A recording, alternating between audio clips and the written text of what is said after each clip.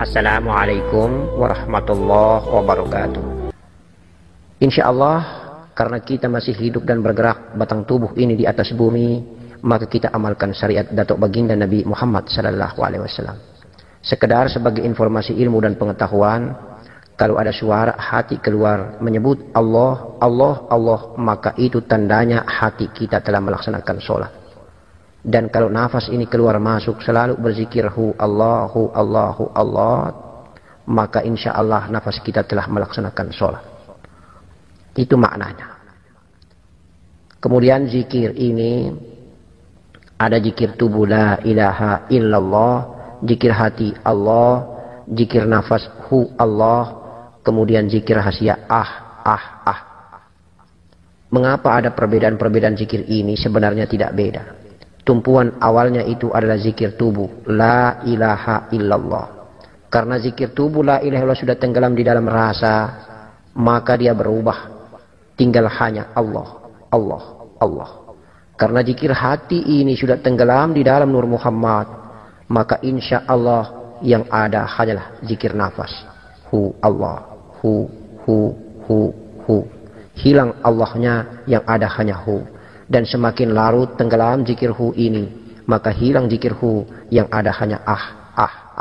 Berpindahnya dari zikir yang satu ke zikir yang lain ketika kita berzikir, itu menunjukkan bahwa terjadinya peralihan, tenggelamnya zikir yang satu, muncul zikir yang baru.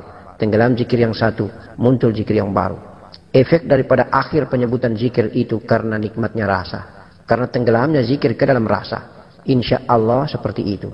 Ah yang dimaksud bukan a kof ha, alif kof ha, tetapi alif ha ah. Dan selanjutnya kalau muncul zikir a, i, u, ah, hu, ah, huwa, ah, ha. Insya Allah biarkan saja dia berjalan, karena khusyuk dan konsentrasi kita semata-mata kita serahkan kepada Allah. Itu hanya merupakan lantaran dan sarana. Tidak perlu kita kaji ketika zikir itu berjalan. Tidak perlu kita analisa ketika zikir itu berjalan. Biarkanlah zikir itu sebagai penghantar kendaraan kita terbaik untuk menuju ke hadirat Allah Subhanahu wa taala. Maka akan muncul sebuah daya, kekuatan ghaibiyah yang kita sadari akan datang dengan sendirinya. Itulah warid. Itulah ilham hidayah dari Allah Subhanahu wa taala yang biasa disebut dengan mauna, karomah, laduni. Insya Allah, maka berarti menunjukkan bahwa zikir kita telah tenggelam dan Allah sudah menggenggamnya. Maka menunjukkan bahwa jiwa kita telah digenggam oleh zat Allah Subhanahu wa taala. Dan selanjutnya wallahu alam bisawab, kita serahkan saja kepada Allah. Maka Allah akan mengangkat hijab dan kita diberikan kasaf, kita akan menyaksikan, bermusyahadah bagaimana indahnya perjalanan mi'raj daripada jiwa kita, daripada nafas kita ketika kita berzikir. Ayahanda, bunda-bundaku dan anandaku yang dicintai Allah, dirahmati Allah. Perhatikan baik-baik posisi letak duduk nafas ketika masuk. Ketika kita belajar mengenal diri, maka kita berbaiat dengan mursyid. Maka mursyid mempertanggungjawabkan perjalanan ini sebagai pemimpin, pembimbing, penuntun ruhani, pembimbing, penuntun arah jalannya napas, pembimbing, penuntun arah jalannya jiwa, bersama para malaikat, bersama murobi daripada mursyid, bersama robitah mursyid Datuk Baginda Nabi Muhammad sallallahu alaihi wasallam. Maka sebagai seorang salik, dia telah mewakafkan, menggadaikan, serta menyerahkan persoalan ghaibiyah, persoalan ruhaniyah kepada mursyidnya. Dia hanya melakoni ikhtiar perjalanan nafas dengan zikir yang diberikan. Contohnya seperti zikir nafas. Dia hanya mengkhusyukkan dirinya, kemudian memasukkan zikir nafas hu, mengeluarkan zikir nafas Allah. Selebihnya untuk menempatkan posisi nafas itu secara gaib, turun di perut, di hati, atau di ubun-ubun kepala. Tenggelam di ubun-ubun kepala, tenggelam di hati, kolbi, atau tenggelam di perut. Perjalanan ini gaib. maka itu menjadi urusan mursyid, malaikatullah, dan datuk-datuk Robitah mursyid baginda Nabi Muhammad sallallahu alaihi wasallam. Tetapi sekedar informasi ilmu, pengetahuan bahwa ada 3 zikir, ada 3 rahasia yang di dalam aktualnya berjalan, kemudian singgah pada tempat dan stasiun 3 ini. Biasa diistilahkan dalam perguruan kita ini, di dalam tarekat kita ini, nafas Allah, nafas Ahmad, dan nafas Adam. Nafas yang ketika tenggelam di ubun-ubun digenggam zat Allah, namanya nafas Allah. Nafas yang turun tenggelam di kolbi, di negeri hati, negeri rasa, namanya nafas Ahmad. Nafas yang turun di perut, di sulbi, namanya nafas Adam. Begitu juga istilah Nur Allah, Nur Ahmad, Nur Adam. Nur Allah, Nur Zat Allah yang ada di ubun-ubun kepala, yang biasa turun menyinggahi negeri hatinya, kolbi, zahirnya. Ketika Nur Zat ini turun menyinggahi negeri hati, maka namanya menjadi Nur Ahmad.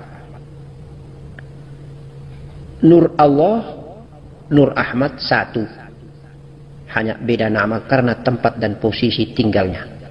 Ketika di ubun-ubun kepala namanya Nur Zat, tapi kalau tinggalnya sudah di kolbi, di hati namanya Nur Ahmad, Nur Muhammad. Insya Allah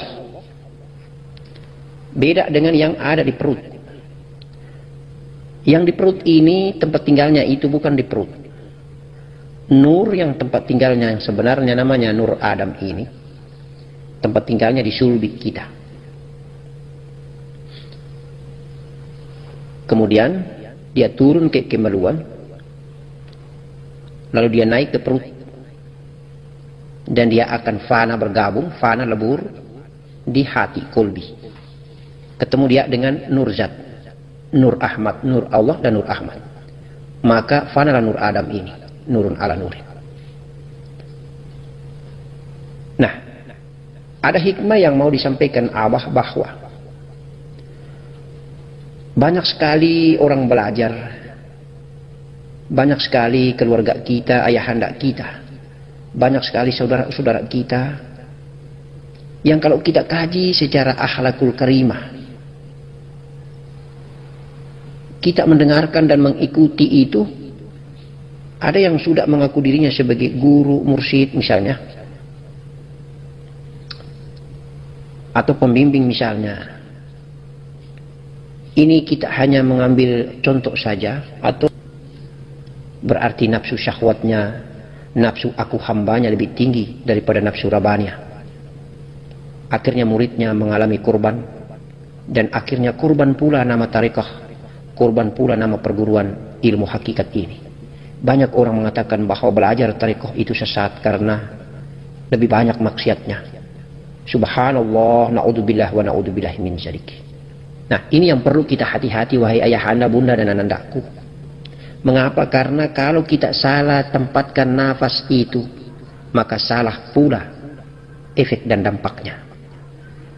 Aktualnya begini, nafas itu kalau lebih banyak jatuh di perut, itu hati-hati. Kalau semua nafas itu kita turunkan di perut, maka nafsu aku hambanya lebih tinggi daripada nafsu rabbania. Maka dengan berbaiat kepada mursyid-mursyid bertanggung jawab, berdoa kepada Allah agar bersama para malaikat dan robita mursyid menuntun dan membimbing, menempatkan posisi nafas masuk tenggelam di negeri rasa atau di zatnya atau di ubun-ubun. Jadi hanya 2 saja tempat yang baik itu. Di ubun-ubun kepala, yaitu di zat, nafas halus itu, atau sudah terjadi kolaborasi dengan nafas kasar ini, ataukah dia turun ke negeri hati, di kolbi. 2 tempat itulah. Maka wajib hukumnya itu nur yang ada di sulbi ini, yang ada di kemaluan ini, yang ada di perut ini harus naik ke atas. Harus fana. Dia ini harus mati, tidak bisa dia hidup. Kalau kita turunkan nafas kita ini semua kumpul di perut, maka nur yang ada di Adam ini hidup. Kalau nur yang ada di Adam hidup, maka kita lebih banyak memiliki 80% nafsu keakuan aku hamba daripada nafsu rabania. Sedikit sekali nafsu rabania itu. Karena nafsu rabania itu ada ketika hidup Nur Muhammad yang ada di kolbi, hidup Nur Muhammad yang ada di zat atau Nurul Izzati. Posisi Nur Muhammad yang hidup lebih banyak di perut, yang bersumber dari tulang sulbi ini, itu makrifatnya keluarga kita, saudara kita dari golongan jin muslim. Jadi ada dua posisi Nur Muhammad, makrifatnya jin muslim itu berada di lambung kanan, makrifatnya jin kafir itu Nur Muhammad yang ada di lambung kiri. Kalau di profil badan kita, tubuh kasar kita, di batang tubuh kita. Oleh karena itu maka tempat tampung tinja itu biasanya di lambung kiri.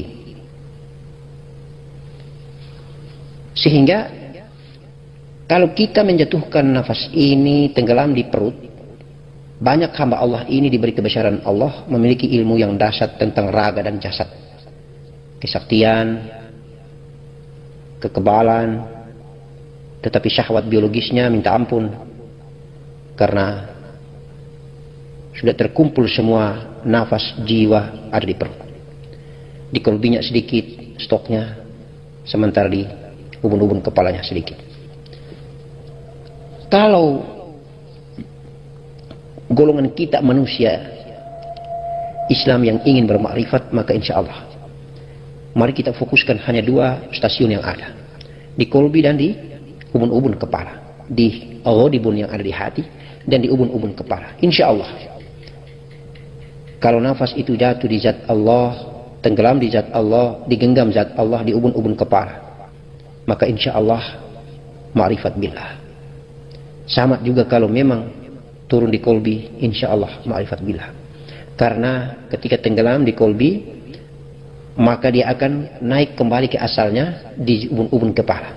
Sampai di ubun-ubun kepala maka fana, lebur, yang ada hanyalah zat Allah. Semua amalan yang ada hanya mengikuti deru nafas yang masuk keluar Allah, masuk keluar Allah.